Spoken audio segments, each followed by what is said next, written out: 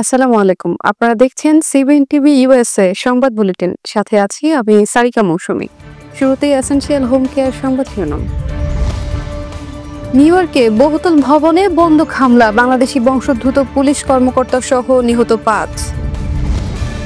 5 দেশে বাড়ি কিনলেই মিলছে নাগরিকত্ব, 1.5 শতাধিক দেশে ভিসা মুক্ত প্রবেশের সুযোগ। যুক্তরাজ্যে অভিবাসন বিরোধী বিক্ষোভে উত্তেজনা, ফের সহিংসতার শঙ্কা। এই সপ্তাহে ফিলিস্তিনিকে স্বীকৃতি দেওয়ার পরিকল্পনা যুক্তরাজ্যের। এবং মিয়ানমারের বিরল খনিজে যুক্তরাষ্ট্রের নজর, বিদ্রোহীদের দিকে ঝুঁকছে ট্রাম্প প্রশাসন। শুনছিলেন এসেনশিয়াল হোম কেয়ার সংবাদ শিরোনাম। এবারে বিস্তারিত। যুক্তরাষ্ট্রের নিউ ইয়র্ক শহরে ম্যানহাটনে একটি বহুতল ভবনে বন্দুক হামলায় নিউ ইয়র্ক পুলিশ বিভাগের বাংলাদেশি বংশোদ্ভূত কর্মকর্তা দিদারুল ইসলাম সহ 5 জন নিহত হয়েছেন। হামলার পর সন্দেহভাজন বন্দুকধারী সেইন তামুরা নিজেই আত্মহত্যা করেন। সোমবার স্থানীয় সময় সন্ধ্যা 6টার দিকে পার্ক অ্যাভিনিউর 345 নম্বর ভবনে এ ঘটনা ঘটে। ওই ভবনে ব্ল্যাকস্টোন, কেপিএমজি এবং এনএফএল এর মতো বড় প্রতিষ্ঠানের কার্যালয় রয়েছে। নিউ ইয়র্ক পোস্ট জানিয়েছে, নিহত দিদারুল ইসলাম ছিলেন একজন বাংলাদেশি অভিবাসী ও ধর্মভীরু মানুষ। তিনি 2021 সাল থেকে এনওয়াইপিডিতে কর্মরত এবং বর্তমানে রুডিন ম্যানেজমেন্ট কোম্পানির নিরাপত্তা রক্ষী হিসেবে দায়িত্ব পালন করছিলেন। ঘটনার সময় শতাধিক পুলিশ সদস্য ভবন ঘিরে ফেলেন। হেলিকপ্টার ও অ্যাম্বুলেন্স মোতায়েন করা হয়। হামলায় আরও 3 জন সাধারণ নাগরিক নিহত ও 1 জন আহত হয়েছেন। আহত ব্যক্তি আশঙ্কাজনক অবস্থায় হাসপাতালে রয়েছেন। নিউ ইয়র্কের মেয়র এরিক অ্যাডামস ও পুলিশ কমিশনার জেসিকা টিশ নিহতদের প্রতি শোক প্রকাশ করেছেন। মেয়র জানান, দিদারুল ছিলেন একজন সৎ ও দায়িত্বশীল কর্মকর্তা, যিনি এই শহরকে ভালোবাসতেন। তার স্ত্রী 8 মাসের অন্তঃসত্ত্বা এবং তাদের রয়েছে 2 সন্তান। এদিকে দিদারুল ইসলামের মৃত্যুতে বাঙালি কমিউনিটিতে বইছে শোকের ছায়া। বিভিন্ন কমিউনিটি নেতৃবৃন্দ এই মর্মান্তিক ঘটনায় গভীর শোক প্রকাশ করেছেন। পূর্ব ক্যারিবীয় অঞ্চলে 5টি দেশে বাড়ি কিনলেই মিলছে নাগরিকত্ব এবং 1.5 শতাধিক দেশে ভিসা মুক্ত ভ্রমণের সুযোগ। সিটিজেনশিপ বাই ইনভেস্টমেন্ট নামে এই বিশেষ প্রকল্প চালু করেছে Antigua and Barbuda, Dominica, Grenada, Saint Kitts and Nevis এবং সেন্ট লুসিয়া। এই প্রকল্পের আওতায় অন্তত $2 লাখ বিনিয়োগ করে বাড়ি কিনলেই মিলছে এই দেশের নাগরিকত্ব। নাগরিকত্ব পেয়ে বিনিয়োগকারীরা ইউরোপের সেনজেন অঞ্চল, যুক্তরাজ্য সহ 150টিরও বেশি দেশে ভিসা মুক্ত যাতায়াতের সুবিধা পাচ্ছেন। এছাড়া প্রকল্পে অংশগ্রহণকারীদের জন্য রয়েছে কর ছাড়, করমুক্ত মুনাফা এবং উত্তরাধিকারে পাওয়া সম্পত্তিতে কর অব্যাহতি। বিশেষজ্ঞদের মতে বিশ্বজুড়ে এই উদ্যোগ ব্যাপক সাড়া ফেলেছে এবং সংশ্লিষ্ট দেশগুলোর অর্থনীতিতে ইতিবাচক প্রভাব ফেলছে। যুক্তরাজ্যের এপিং শহরে অভিবাসন বিরোধী বিক্ষোভ ঘিরে বাড়ছে উত্তেজনা। আশ্রয় প্রার্থীদের একটি হোটেলকে কেন্দ্র করে বিক্ষোভকারীদের সঙ্গে পুলিশের সংঘর্ষে অন্তত 16 জনকে গ্রেপ্তার এবং 8 পুলিশ কর্মকর্তা আহত হয়েছেন। ঘটনার সূত্রপাত এক আশ্রয় প্রার্থীকে যৌন হয়রানির অভিযোগে গ্রেপ্তারের পর। এরপর থেকেই ডানপন্থী গোষ্ঠীর নেতৃত্বে বিক্ষোভ তীব্র হয়ে ওঠে। স্থানীয় এমপি দাবি করেছেন, সহিংস বিক্ষোভকারীদের অনেকেই বাইরের এলাকা থেকে এসেছে। বিক্ষোভে বিদেশি অপরাধীদের বিতাড়িত করো ও তাদের দেশে ফেরত পাঠাও স্লোগান তুলছে প্রতিবাদকারীরা। সরকারের পক্ষ থেকে জানানো হয়েছে, আশ্রয় প্রার্থীদের জন্য ব্যবহৃত হোটেলের সংখ্যা ইতিমধ্যে অর্ধেকে নেমে এসেছে। এদিকে চলতি বছর চ্যানেল পার হয়ে যুক্তরাজ্যে প্রবেশ করেছে প্রায় 24,000 অনিয়মিত অভিবাসী, যা নতুন উত্তেজনার পেছনে অন্যতম কারণ।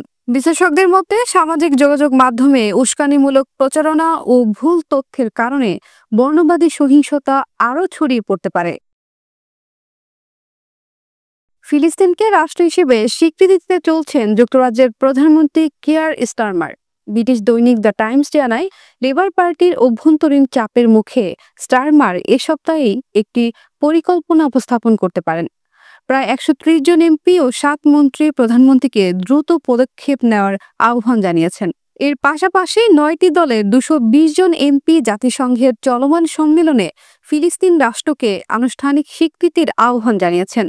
স্টারমারের মুখপাত্র জানিয়েছেন তিনি ইউরোপীয় নেতাদের সঙ্গে শান্তি পরিকল্পনা ভাগাভাগি করছেন, যার অংশ হিসেবে ফিলিস্তিনিদের রাষ্ট্র গঠনের অধিকারকে সম্মান জানানো হবে। চিঠিতে বলা হয়েছে 1917 সালের বেলফোর ঘোষণায় ইসরায়েলের পক্ষে ব্রিটেনের ভূমিকা থাকায় এবার ফিলিস্তিনের ক্ষেত্রেও নৈতিক দায়িত্ব পালন জরুরি। মিয়ানমারের বিরল খনিজ নিয়ন্ত্রণে চীনের প্রভাব কমাতে যুক্তরাষ্ট্র ক্যাচিন বিদ্রোহ গোষ্ঠীর সঙ্গে যোগাযোগ বাড়াচ্ছে। ট্রাম্প প্রশাসন সামরিক জান্তার সঙ্গে কথা না বলে সরাসরি বিদ্রোহীদের সঙ্গে কাজ করার কথা ভাবছে, যদিও এখনো চূড়ান্ত সিদ্ধান্ত হয়নি। যুক্তরাষ্ট্র বিরল খনিজ আমদানির জন্য চীনের ওপর নির্ভরতা কমাতে চাইছে। মিয়ানমারের বিরল খনিজের বেশিরভাগই কাচিন বিদ্রোহীদের নিয়ন্ত্রণাধীন এলাকায় রয়েছে, তবে এই খনিজ সরবরাহ চেইন গড়ে তোলা বেশ কঠিন বলে বিশেষজ্ঞরা বলছেন। গত কয়েক মাসে মার্কিন কর্মকর্তারা বিদ্রোহীদের সঙ্গে আলোচনা চালাচ্ছেন এবং সাম্প্রতিক সময়ে মিয়ানমারের সামরিক জান্তার কয়েকজন সহযোগীর ওপর থেকে নিষেধাজ্ঞা শিথিল করেছে যুক্তরাষ্ট্র। তবে এই পরিবর্তনকে বড় নীতি পরিবর্তন মনে করা হয় না। এছাড়া ভারতের সঙ্গে যৌথভাবে বিরল খনিজ প্রক্রিয়াজাত করার পরিকল্পনাও রয়েছে, কিন্তু চীনের বিরোধিতা এবং মিয়ানমারের ভেতরকার রাজনৈতিক অবস্থা এই উদ্যোগের সামনে বড় বাধা হয়ে দাঁড়াতে পারে। এবার কর্ণফুলী ইনকাম ট্যাক্স সংবাদ শিরোনাম। শুল্ক ছাড়ে যুক্তরাষ্ট্রকে প্যাকেজ প্রস্তাব দেবে বাংলাদেশ। চোখে সমস্যা নিয়ে গাড়ি চালান দেশের 39% চালক। বাংলাদেশ থেকে চীন জাপানে মাছের আশায় পাড়ি দিচ্ছে সম্ভাবনা। চট্টগ্রাম বিমানবন্দরে প্লাটিনাম সিগারেট ও নিষিদ্ধ ডিও ক্রিম জব্দ। এবং ASSAL মেরিল্যান্ড চ্যাপ্টারে নতুন কমিটির অভিষেক। আবার স্বাগতম সিবিএন টিভি ইউএসএ সংবাদ বুলেটিনে। শুনছিলেন কর্ণফুলী ইনকাম ট্যাক্স সংবাদ শিরোনাম, এবারে বিস্তারিত। বাংলাদেশি পণ্যের উপর মার্কিন প্রেসিডেন্ট ডোনাল্ড ট্রাম্প যে অতিরিক্ত শুল্ক আরোপ করেছেন তা থেকে মুক্তি পেতে যুক্তরাষ্ট্রকে প্যাকেজ প্রস্তাব দেওয়া হবে বলে জানিয়েছেন অর্থ উপদেষ্টা ডক্টর সালাউদ্দিন আহমেদ। মঙ্গলবার সচিবালয়ে সরকারি ক্রয় সংক্রান্ত উপদেষ্টা পরিষদ কমিটির বৈঠক শেষে সাংবাদিকদের সঙ্গে আলাপকালে উপদেষ্টা এই কথা জানান। অর্থ উপদেষ্টা আরও বলেন, বাণিজ্য উপদেষ্টা গিয়েছেন প্যাকেজ নিয়ে, আরও কি কি কেনা যেতে পারে তা নিয়ে। যুক্তরাষ্ট্রের আরোপ করা 35% শুল্কের হাত থেকে রেহাই পেতে এরই মধ্যে দেশটির 626টি পণ্য শুল্ক ছাড়ের ঘোষণা দিয়েছে বাংলাদেশ। যুক্তরাষ্ট্রের সঙ্গে বাণিজ্য ঘাটতি কমিয়ে আনতে টিসিবির গম ও সয়াবিন তেল কেনার সিদ্ধান্ত নিয়েছে অন্তর্বর্তী সরকার। এছাড়া যুক্তরাষ্ট্র থেকে বেসরকারি খাতে তুলা আমদানি বাড়ানোর উদ্যোগ নেওয়া হয়েছে। এছাড়াও মার্কিন উড়োজাহাজ নির্মাতা প্রতিষ্ঠান বোয়িংয়ের কাছ থেকে 25টি উড়োজাহাজ কেনার ঘোষণাও দেওয়া হয়েছে বাংলাদেশের পক্ষ থেকে। দেশের প্রায় 60% যানবাহন চালক বিভিন্ন স্বাস্থ্য সমস্যায় ভুগছেন। এর মধ্যে 66% রয়েছে চোখের সমস্যা। সেই হিসেবে দেশের যানবাহন চালকদের 39% চোখের সমস্যা রয়েছে। ফলে চালকদের চোখ নিয়মিত পরীক্ষা করালে প্রতি বছর সড়কে বহু প্রাণহানি ঠেকানো সম্ভব। মঙ্গলবার 3 দিনব্যাপী চালকদের বিনামূল্যে স্বাস্থ্য ও চোখের পরীক্ষা কার্যক্রমের উদ্বোধনী অনুষ্ঠানে এসব কথা বলেন প্রধান উপদেষ্টার বিশেষ সহকারী শেখ মঈনুদ্দিন। এ সময় তিনি বলেন, সরকারের উদ্যোগে প্রাথমিকভাবে 1000 বাস ও ট্রাক চালকের স্বাস্থ্য ও চক্ষু পরীক্ষা শুরু হয়েছে, যা ভবিষ্যতে সারা দেশে চালু করার পরিকল্পনা রয়েছে।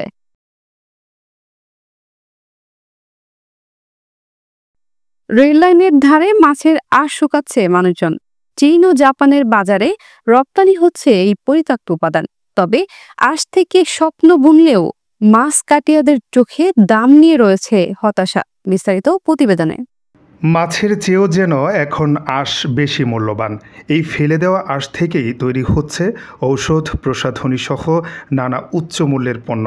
কিন্তু মূল্যবান এই আঁশের ন্যায্য দাম পাচ্ছেন না সংগ্রহকারীরা। একসময় যে আঁশ 120 টাকায় বিক্রি হতো তা এখন বিক্রি হচ্ছে মাত্র 50 টাকায়। তবুও হাল ছাড়ছেন না অনেকেই। মাছ কাটার পর ফেলে দেওয়া আঁশ থেকেই আজ স্বাবলম্বী অনেক নারী পুরুষ। দেশের বিভিন্ন প্রান্ত থেকে মাছ আসে রাজধানীর কাউরান বাজার, যাত্রাবাড়ি, শ্যামবাজার সহ বিভিন্ন পাইকারি আড়তে। এখানে মাছ কাটার সময় শ্রমিকরা আলাদা করে আঁশগুলো সংরক্ষণ করেন। সংগ্রহ করা এসব আঁশ ধুয়ে মুছে পরিষ্কার করে শুকানো হয় প্লাস্টিকের শিট কিংবা পরিষ্কার পাত্রে। Desk news, CBN TV, USA. আমরা ওইগুলি সব মাপিয়া এবার আমাদের কাছে পাইকার আসে, বিভিন্ন জায়গা দিয়ে পাইকার আসে আর এইগুলি ক্রয় করে নিয়ে যায়। তো এটি তাদের মতে তারা আমাদেরকে যেটা বলছে যে এগুলি সব চীনে যায়, চীনে যাইয়া এগুলি চুমকি, বুদাম, হাইপার, লিপস্টিকের পাউডার, বিভিন্ন প্রোডাক্ট তৈরি করে আর কি, অনেক দামি দামি প্রোডাক্ট, কিন্তু আসলে আমরা সেই দামটা পাই না। শুকিয়ে নিয়ে 50 টাকা বেচে না, এক সপ্তাহে 1 কেজি হয়। এই মাল এক সপ্তাহে 1 কেজি হয়, তাই মাত্র 50 টাকা। আর আগে করোনার আগে বেচছি 200 টাকা। ওই লিপস্টিকেরা জানি না আমি, তারপরেও বিভিন্ন প্রোডাক্ট বানায়, ওষুধও বানায়। তো ওষুধ যদি বানায় থাকে, বিভিন্ন লিপস্টিক বানায়, বিভিন্ন মলন বানায়, তো যদি মলন বানায় থাকে এই মাছের দাম 50 টাকা না কেজি হইতে পারে না। চট্টগ্রাম শাহ আমানত আন্তর্জাতিক বিমানবন্দরে প্লাটিনাম সিগারেট ও নিষিদ্ধ পাকিস্তানি ডিউ ক্রিম জব্দ করেছে কাস্টমস ও এনএসআই। আবুধাবি থেকে ইউএসএ বাংলা এয়ারলাইন্সের ফ্লাইটে আগত যাত্রী নূরনবী ও মিজান গ্রিন চ্যানেল পার হওয়ার সময় সন্দেহ হলে আটক করা হয়। তাদের ব্যাগেজে পাওয়া যায় 190 কার্টন প্লাটিনাম সিগারেট ও 920 পিস ডিউ ক্রিম। কাস্টমস তাদের পাসপোর্ট নম্বর নথিভুক্ত করে ভবিষ্যতে আইনগত ব্যবস্থা নেওয়ার সতর্কবার্তা দিয়ে ছেড়ে দেয়। এই ধরনের আমদানি নিষিদ্ধ পণ্য বহন প্রতিরোধে বিমানবন্দরে তৎপর রয়েছে কর্তৃপক্ষ। নিয়মিত অভিযান অব্যাহত থাকবে বলে জানানো হয়েছে। The alliance of South Asian American labour Maryland চ্যাপ্টারের নবনির্বাচিত কমিটির অভিষেক ও শপথ গ্রহণ অনুষ্ঠিত হয়েছে। 27 জুলাই জার্মান টাউনের স্পার্ক হিলটন হোটেলে এ আয়োজন সম্পন্ন হয়। নবনির্বাচিত সভাপতি হাসান চৌধুরীর সভাপতিত্বে আয়োজনে প্রধান অতিথি ছিলেন কংগ্রেস উইম্যান এপ্রিল ম্যাকক্লারেন ডিলানি। তিনি অভিবাসীদের অধিকার রক্ষায় ASSAL এর সঙ্গে কাজ করার অঙ্গীকার করেন। সংগঠনের ন্যাশনাল সেক্রেটারি করিম চৌধুরী নেতৃত্বের রূপান্তরকে কমিউনিটির ঐক্য ও অগ্রগতির প্রতীক হিসেবে উল্লেখ করেন। অনুষ্ঠানে বাংলাদেশ সহ দক্ষিণ এশীয় বিভিন্ন কমিউনিটির নেতৃবৃন্দ ও শুভানুধ্যায়ীরা অংশগ্রহণ করেন। দর্শক, এই ছিল সিবিএন টিভি ইউএসএ সংবাদ বুলেটিনে। শেষ করছি, পরবর্তী বুলেটিন দেখার আমন্ত্রণ জানিয়ে এতক্ষণ সাথে থাকার জন্য ধন্যবাদ সবাইকে।